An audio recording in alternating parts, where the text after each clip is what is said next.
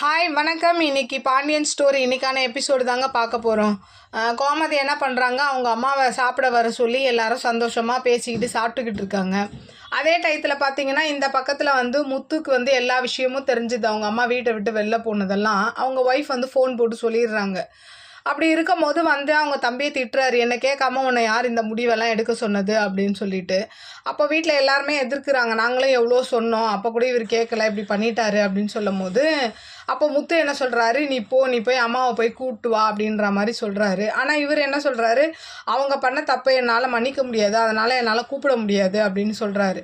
அப்போ நானே போய் கூப்பிடுறேன் அப்படின்னு சொல்லிட்டு என்ன பண்ணுறாரு, முத்து கூப்பிட வராரு.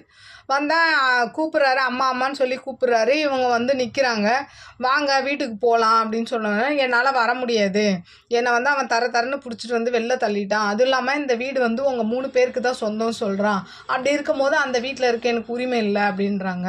அப்போ அவர் சொல்கிறாரு, நீ பண்ணதும் தப்பு தானே, எதுவாக இருந்தாலும் என்கிட்ட சொல்லியிருக்கணும், உன்னை யார் பொண்ணு வீட்டில் சொல்ல சொன்னது அப்படின்ற மாதிரி இவரும் சொல்கிறாரு.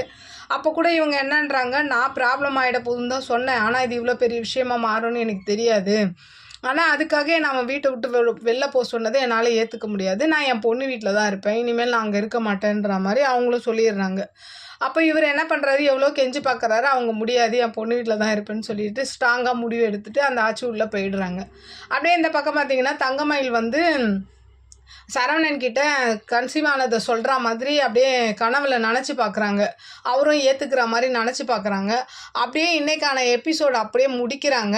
பார்ப்போம் நாளைக்கு என்ன நடக்குதுன்னு பார்த்துட்டு உங்களுக்கான ரிவ்யூ நான் கொடுக்குறேன்.